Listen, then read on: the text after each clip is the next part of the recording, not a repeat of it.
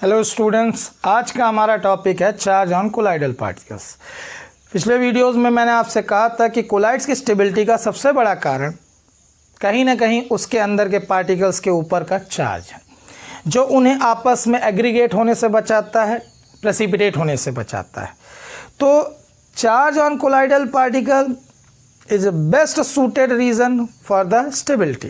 तो ये चार्ज आता कहाँ से कोलाइडल पार्टिकल्स में, तो उसके 3 रीज़न हम जानेंगे। छोटे छोटे वर्ड्स आएंगे कि प्रेफरेंशियल एड्सॉर्प्शन क्या होता है, इलेक्ट्रोकाइनेटिक और जीटा पोटेंशियल क्या होता है, 1 मार्क क्वेश्चन लाइक।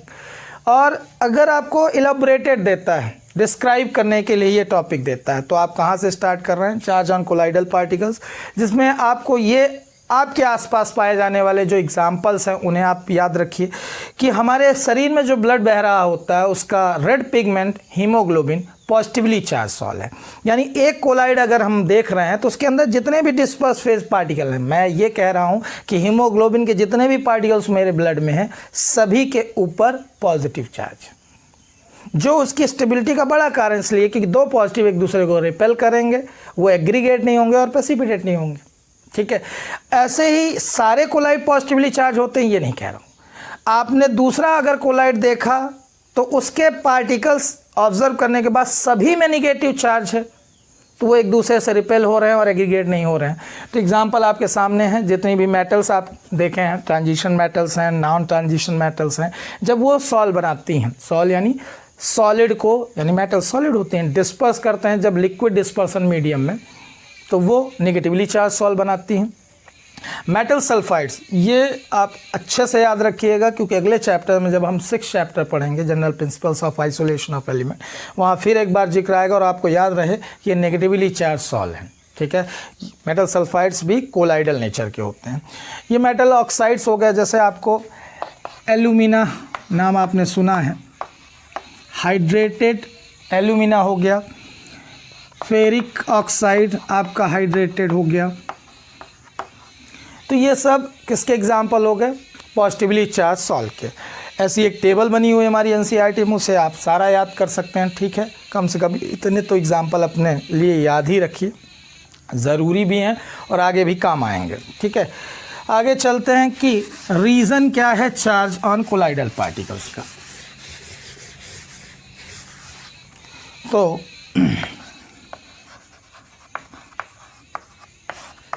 पहला reason charge on colloidal particle का सबसे बड़ा तो नहीं, लेकिन पहला कारण कि आपको मेटल्स जो अभी मिली थी नेगेटिवली चार्ज सॉल्व, ये कहाँ से आए, तो पहला कारण है इलेक्ट्रो डिस्पर्सन। ये कब किया गया था, आपको याद हो पिछले वीडियो में आपको ब्रेडिक्स-साक मेथड समझाई गई थी, जिसका एक इलेक्ट्रिकल डिसइंटीग्रेशन ऑफ मेटल करके भी नाम था। तो उसी के दौरान जब मेटल्स के सॉल्व बनाए जाते हैं, ठीक है, तो मेटल्स के सॉल्व नेगेटिवली चार्ज बनते हैं। एक रीज़न हमने जाना, डिटेल में आता हूँ मैं, पहले एक तरफ से हम रीजनिंग लिख लें। दूसरा है प्रेफरेंशियल एड्सॉर्प्शन, इन्हें सेपरेट समझेंगे हम लोग। प्रेफरेंशियल एड्सॉर्प्शन, और ये टर्म आपको पहले भी आ चुकी है, एड्सॉर्प्शन। ठीक है, preferential adsorption of ions from solution.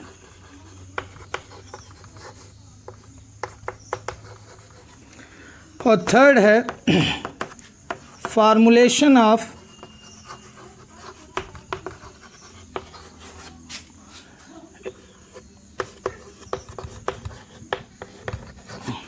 Electrical double layer, formulation of electrical double layer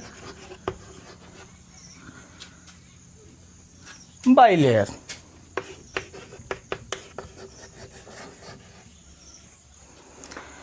तो दुनिया भर के कोलाइड्स के अंदर जो चार्जेस होते हैं उनके कुछ बेसिक रीज़न आपके सामने हैं। तो चार्ज ऑन कोलाइडल पार्टिकल्स के कई कारणों में से एक आपने सुना, इलेक्ट्रॉन कैप्चर। जब ब्रेडिक्स-साक मेथड में हमने देखा था कि मेटल को आप डिस्पर्सन मीडियम में डाल के, है ना, हायर पोटेंशियल प्रोवाइड करते तो आर्क शेप होने के कारण मेटल वेपराइज होती थी, देन कंडेंस होती थी। तो जब कंडेंस होते थे पार्टिकल्स, उसी के चारों ओर शीथ बना के एक एडजॉर्ब लेयर आ जाती है किसकी, इलेक्ट्रॉन की। मतलब मेटल के एटम्स के सराउंडिंग इलेक्ट्रॉन्स की शीट आ जाना, यानी electron capture during electrode dispersion of metals. तो ये एक कारण हो सकता है। सभी मेटल्स के आपने सॉल्व देखे नेगेटिवली चार्ज हैं, क्योंकि चारों तरफ उनके इलेक्ट्रॉन इलेक्ट्रॉन और इलेक्ट्रॉन की शीट है। ठीक है, एक कारण ये हुआ। दूसरे कारण में अगर हम चलें तो हमने पाया सबसे बड़ा नाम और सबसे बेहतर explanatory, preferential adsorption of ions. तो सबसे बेहतर एग्जाम्पल और रीज़न में हम चलें कि चार्ज ऑन कोलाइडल पार्टिकल्स कहाँ से आते हैं। तो सोल्यूशन के अंदर से कोलाइडल पार्टिकल वो आयंस प्रीफर करते हैं अपनी सरफेस पे एड्जॉर्ब करने के लिए जो उनके अंदर कॉमन हो। जैसे एग्जाम्पल पे पहला एग्जाम्पल हम देखते हैं एनसीईआरटी का, कि अगर आप पोटेशियम आयोडाइड एक्वा सोल्यूशन को रिएक्ट कराते हैं सिल्वर नाइट्रेट से, तो इनकी रिएक्शन के बाद, डबल डिस्प्लेसमेंट रिएक्शन के बाद, सिल्वर आयोडाइड ये सॉलिड यानी प्रेसिपिटेट होता है और साथ में पोटेशियम नाइट्रेट बनता है जो सोल्यूशन में ही घुला रहता है। अब यहाँ पे आप देखिए कि कौन सी मेथड यानी कौन सा सोल्यूशन में आयन है, उसके हिसाब से आपका पॉजिटिवली चार्ज सॉल्व भी बन सकता है और निगेटिवली चार्ज सॉल्व भी। एग्जाम्पल से समझते हैं। अगर आपको ये नहीं समझ में आ रहा प्रेफरेंशियल एडजॉर्प्शन ऑफ आयंस, तो देखिए, अगर मैं सोल्यूशन बल्क में लेता हूं सिल्वर नाइट्रेट आयन, तो मैं जान रहा हूं कि यहां ढेर सारे सिल्वर आयन और नाइट्रेट आयन होंगे। इसमें ऐड कर रहा हूं पोटेशियम आयोडाइड। रिएक्शन के बाद जो कोलाइडल पार्टिकल बनेगा वो सिल्वर आयोडाइड का होगा, क्योंकि यही प्रेसिपिटेट होने वाला है। अब ये सिल्वर आयोडाइड का सोल्यूशन के अंदर कौन सा कॉमन आयन है, तो आपको दिखाई दे रहा है सिल्वर आयन इसका कॉमन है, तो इसके चारों तरफ सिल्वर आयन ही डिपॉजिट हो जाएगा। इसे कहते हैं preferential adsorption of ions from solution. Method बदल दीजिए। अगर आपने इसका अपोजिट किया, यानी यहां से ऊपर से आप डाल रहे हो सिल्वर नाइट्रेट ड्रॉप वाइज और अंदर आपका सोल्यूशन है पोटेशियम आयोडाइड का, तो जैसे सिल्वर नाइट्रेट आप पोटेशियम आयोडाइड में डालेंगे तो अल्टीमेटली कोलाइडल पार्टिकल फिर बनेगा किसका, सिल्वर आयोडाइड का है, क्योंकि यही प्रेसिपिटेट हो रहा है। लेकिन इसके चारों तरफ कौन सी सरफेस में एड्जॉर्ब होगा, तो इसका कॉमन आयन कौन सा सोल्यूशन में दिख रहा है, आयोडाइड, तो इसके चारों तरफ आयोडाइड आयोडाइड और आयोडाइड की ही फिक्स्ड लेयर बन जाएगी, एड्जॉर्ब लेयर। तो ये था प्रेफरेंशियल एडजॉर्प्शन ऑफ।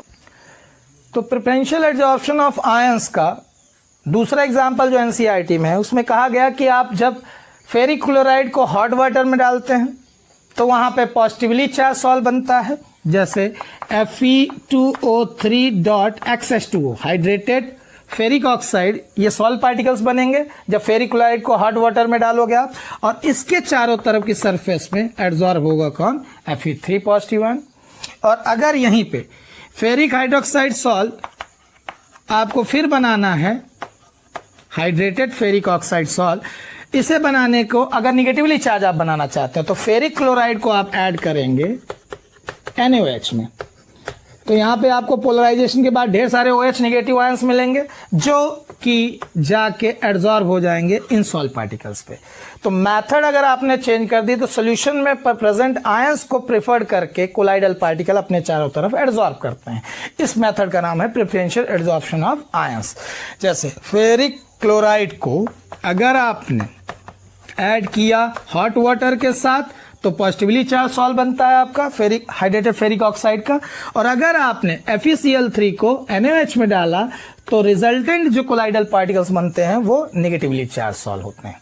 ठीक है, तो ये था प्रेफरेंशियल एडजॉर्प्शन ऑफ आयंस। अब इसके बाद आप चलेंगे formulation of electrical double layer. तो तीसरा रीजन जो है चार्ज ऑन कोलाइडल पार्टिकल का, जैसे अगर आपको अभी बताया गया सिल्वर आयोडाइड के चारों तरफ आयोडाइड एड्जॉर्ब हो गया, तो ये आयोडाइड की जो लेयर है जो इसके चारों तरफ एड्जॉर्ब हो रही है, इसे नाम दिया जाता है फिक्स्ड लेयर या एड्जॉर्ब लेयर। इस एड्जॉर्ब लेयर का काम है कि इस सॉल्यूशन से अपोजिट जो आपके चार्जेस हैं उन्हें अट्रैक्ट करे। तो अट्रैक्शन इसलिए आएगा क्योंकि आपको पता है कि ये आयोडाइड चार्जेस हैं, तो इनमें इलेक्ट्रोस्टैटिक फोर्स होगा, तो इसके चारों तरफ अपोजिट चार्ज की एक और लेयर बनती जाएगी।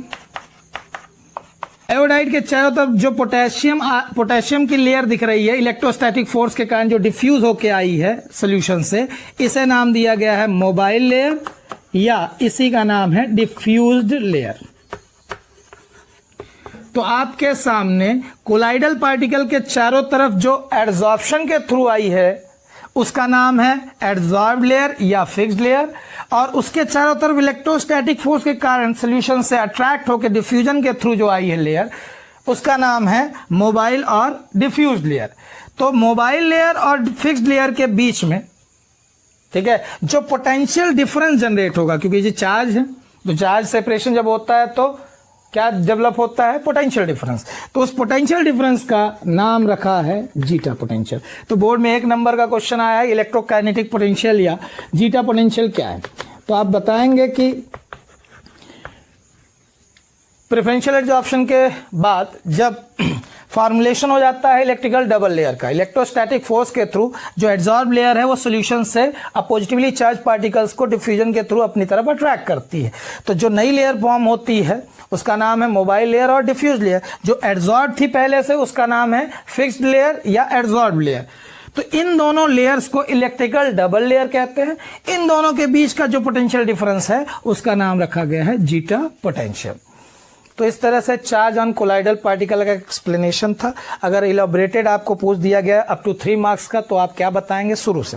पहले आप 2 एग्जाम्पल लेंगे पॉजिटिवली चार्ज पार्टिकल्स के, कोलाइडल पार्टिकल्स के, और नेगेटिवली चार्ज। पॉजिटिवली चार्ज आपको बताया गया तो हीमोग्लोबिन हो गया ब्लड का, ठीक है। आपके पास ढेर सारे बेसिक डाइज हैं, जैसे मेथिलीन ब्लू का सॉल्व हो गया, फिर हाइड्रेटेड मेटल ऑक्साइड जितने भी हैं तो उनके सॉल्व हो गए, जैसे Al2O3.XX2O, तो ये पॉजिटिवली चार्ज सॉल्व हो गए। फिर नेगेटिवली चार्ज सॉल्व में आपने याद रखा कि हमारे पास जितने भी सल्फाइड ओर्स आते हैं वो सभी मेटल के सल्फाइड नेगेटिवली चार्ज सॉल्व में आते हैं। मेटल्स के सॉल्व जैसे कॉपर हो गया, सिल्वर हो गया, गोल्ड हो गया, ये नेगेटिवली चार्ज सॉल्व हैं। तो ये एग्जाम्पल लिखने के बाद आप रीजंस में जाएंगे कि कई कारणों से आपके कोलाइडल पार्टिकल्स में चार्ज हो सकता है, जिनमें से आपने पहला सुना, इलेक्ट्रॉन जब कैप्चर करती हैं मेटल, जब उनका इलेक्ट्रोड डिस्पर्सन कराते हैं ब्रेडिगाक मेथड में, तो मेटल्स के चारों तरफ सरफेस पे इलेक्ट्रॉन आके कैप्चर हो जाते हैं, तो इलेक्ट्रॉन्स में होता है नेगेटिव चार्ज, इसलिए मेटल्स के सॉल्व कैसे होते हैं, नेगेटिवली चार्ज। दूसरा जो बड़ा इलेबोरेटेड था, एक्सप्लेनेटरी था, जिसे हमने प्रेफरेंशियल एडजॉर्प्शन के नाम से जाना, तो उसमें बेहतर एग्जाम्पल है आपकी किताब में 2। तो आपने कोलाइडल पार्टिकल को प्रिफर करते देखा कि कौन से आयंस मैं सॉल्यूशन से प्रिफर करके एडजॉर्ब करूं, तो जो बल्क में रहेंगे, जो कॉमन आयन होंगे सॉल्यूशन के अंदर, उन्हीं को अपनी सरफेस पे एडजॉर्ब कर लेगा। एडजॉर्ब करने के बाद जो लेयर बनती है एडजॉर्ब लेयर कहलाती है या फिक्स्ड लेयर। अब वो सॉल्यूशन से दूसरे आयंस को अपनी तरफ इलेक्ट्रोस्टैटिकली अट्रैक्ट करेगी और एक डबल लेयर का फॉर्मुलेशन करेगी। तो formulation of electrical double layer से भी चार्ज आपको दिखाई दे रहा है कोलाइडल पार्टिकल्स में। ऐसा ही दूसरे पार्टिकल में चार्ज होगा, एक दूसरे को इलेक्ट्रोस्टैटिकली रिपेल करेंगे, तो ये एक दूसरे से एग्रीगेट नहीं होंगे, और एग्रीगेट नहीं होंगे तो प्रेसिपिटेट नहीं होंगे। तो hence charge on colloidal particle is basic reason behind their stability. अब आते हैं नेक्स्ट टॉपिक में, जिसका नाम है इलेक्ट्रोफोरेसिस। अगर आपसे कमेंट ऑन द फॉलोइंग करके आते हैं, 3 सेगमेंट लेता है चैप्टर, जैसे आपका बहुत बड़ा है, थ्योरी बेस्ड है, तो रैंडम वो सेलेक्ट करता है एक वर्ड। जैसे आपसे पूछ दिया लायोफिलिक कोलाइड्स क्या है, रैंडम, ठीक है। मल्टीमॉलिकुलर कोलाइड्स क्या है, फिर रैंडम आपसे ऐसे ही पूछ दिया इलेक्ट्रोफोरेसिस क्या है, रैंडम आपसे पूछ दिया टिंडल इफेक्ट क्या है, एक नंबर के शॉर्ट नोट्स के तरह आपसे पूछ दिया, या कमेंट ऑन द फॉलोइंग करके 3 पॉइंट्स दे दिए, तो ऐसे ही एक पॉइंट दे दिया इलेक्ट्रोफोरेसिस। तो अप टू 1 मार्क का है, तो आप क्या लिखेंगे? 1 मार्क के क्वेश्चन में आप 1 लाइन 1 वर्ड को आंसर होते हैं, या तो फिर आप 1 सेंटेंस में लिखिए।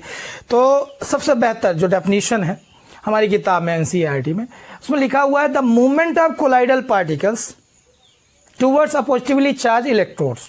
यानी जब आप किसी कोलाइड्स में अप्लाई करते हैं इलेक्ट्रिक फील्ड, यानी आप इलेक्ट्रोड डिप कर दें प्लैटिनम इलेक्ट्रोड जैसे आपने कोलाइडल पार्टिकल में डाल दिए। अब कोलाइड्स में भी आपको पता है या तो पॉजिटिव चार्ज होता है या तो निगेटिव। जैसा चार्ज होगा, जैसे अगर आप एक डायग्राम से समझें कि अगर इसमें मैंने फिल किया है एक कोलाइड जिसमें कोई चार्ज है, अब कौन सा चार्ज ले लें, कन्वेंशनली मान लेते हैं कि इसमें निगेटिव चार्ज है, सभी कोलाइडल पार्टिकल में निगेटिव चार्ज है। अब मैंने यहाँ पे एक तरफ लगा दिया एनोड और एक तरफ लगा दिया कैथोड, तो एनोड की तरफ इन चार्ज पार्टिकल्स का मूवमेंट क्यों एनोड की तरफ होगा, क्योंकि हमें पता है कि कोलाइडल पार्टिकल्स में कौन सा चार्ज है, निगेटिव। तो हर एक colloidal particle oppositely charge electrode की ओर ही शिफ्ट होगा या मूव करेगा। तो इन कोलाइडल पार्टिकल्स का movement towards oppositely charge electrode is known as electrophoresis.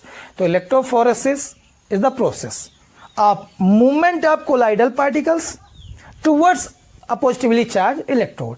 अगर यहीं पे मैं सभी कोलाइडल पार्ट यानी पॉजिटिवली चार्ज सॉल्व लेता तो फिर ये एनोड की तरफ ना जाके कहाँ की ओर स्विच करने लगते, कैथोड की ओर, क्योंकि ये है नेगेटिवली चार्ज इलेक्ट्रोड कैथोड।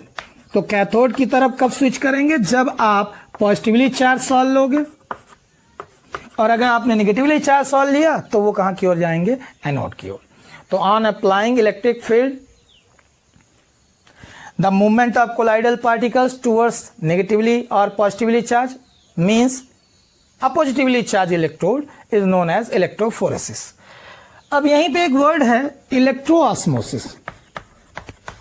इलेक्ट्रोऑस्मोसिस इसी से जुड़ा हुआ है, इसलिए मैंने इस डायग्राम को नहीं मिटाया है।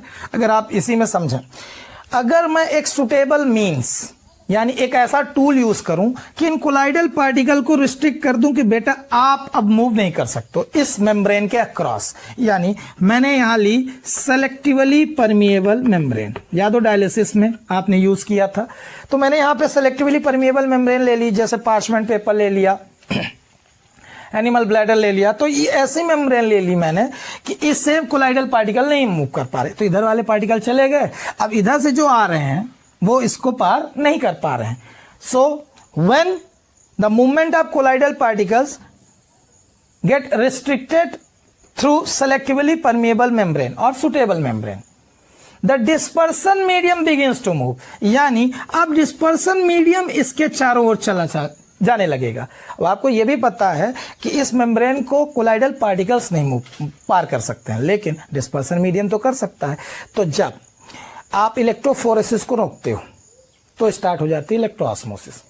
यानी इलेक्ट्रोफोरेसिस में आपने क्या समझा कि कोलाइडल पार्टिकल्स का कहाँ की ओर जाना, इलेक्ट्रोड्स की तरफ जाना पॉजिटिवली चार्ज।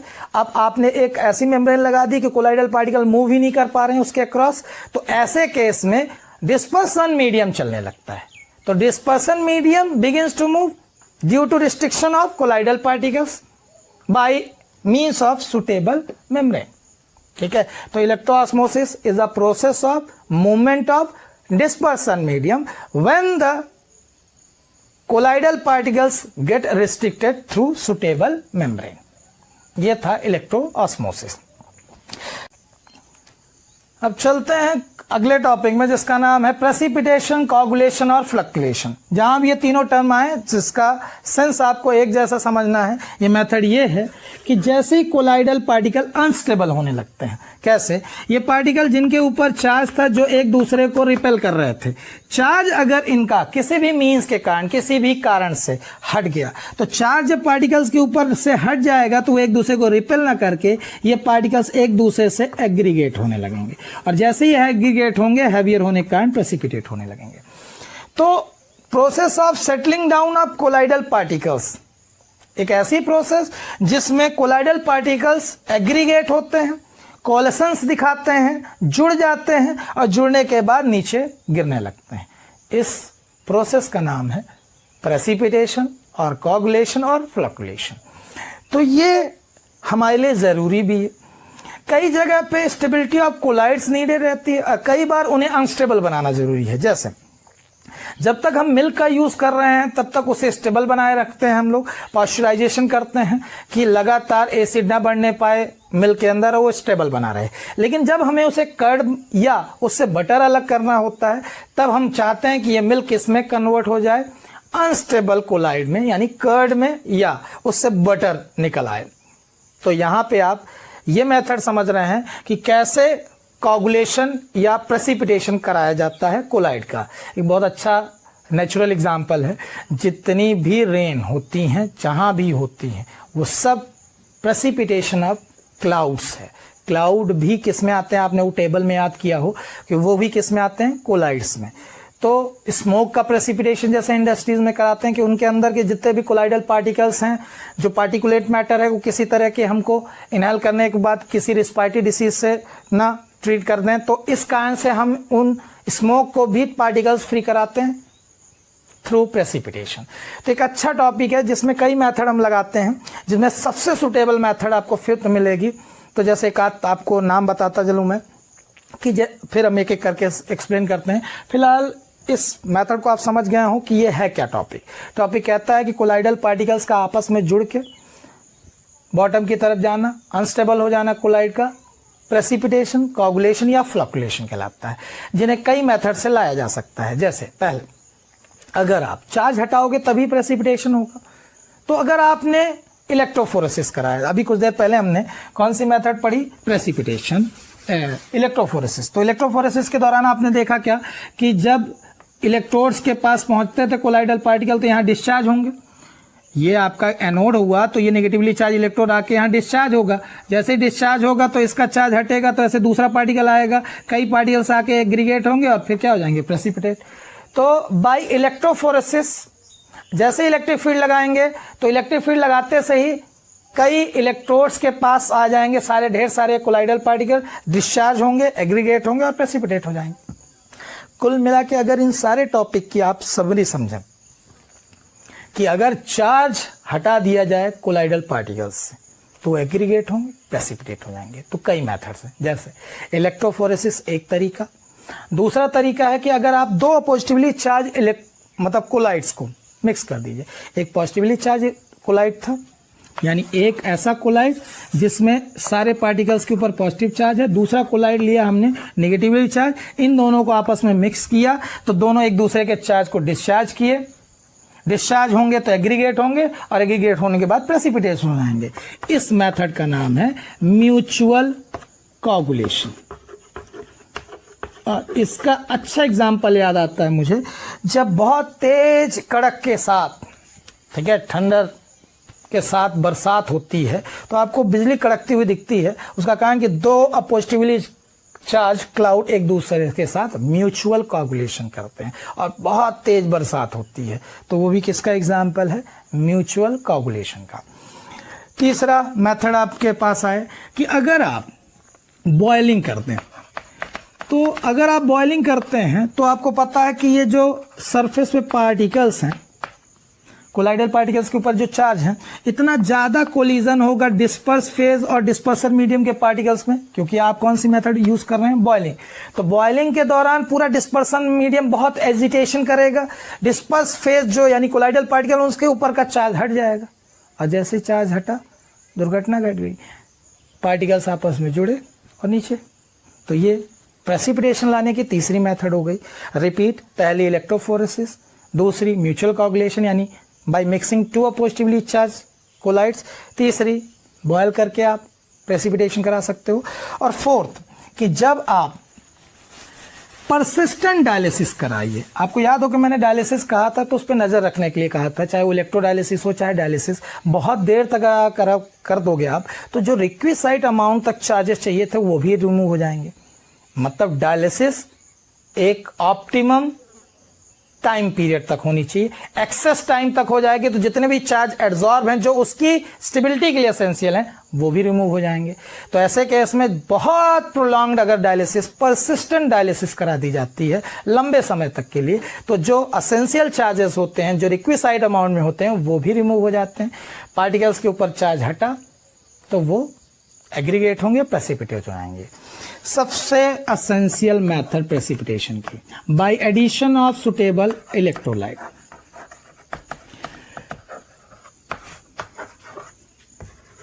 इलेक्ट्रोलाइट्स क्या हैं? आप दुनिया भर के जितने भी सॉल्ट्स पाते हो वो किस में आते हैं, सॉल्युबल सॉल्ट जितने भी हैं वाटर में सभी इलेक्ट्रोलाइट्स हैं जो कंडक्ट करें इलेक्ट्रिसिटी, आयंस में डिसोसिएट होते जाएं, तो अच्छे एग्जाम्पल हैं इलेक्ट्रोलाइट्स। तो अगर मैं कोई एक पॉजिटिवली चार्ज कोलाइड को प्रेसिपिटेट करना चाहता हूं तो इसमें मैं एक ऐसा इलेक्ट्रोलाइट ऐड करूं जिसमें नेगेटिव चार्ज बहुत ज़्यादा हो।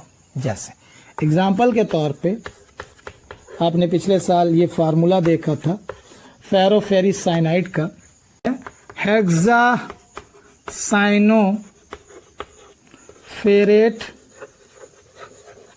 सेकेंड।